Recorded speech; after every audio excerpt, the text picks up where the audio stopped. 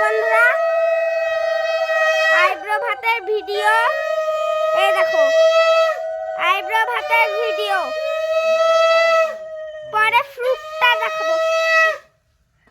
ফ্রুটটা দেখাবো যে আজকে। তো এটা কি আইটেম দেখে নাও।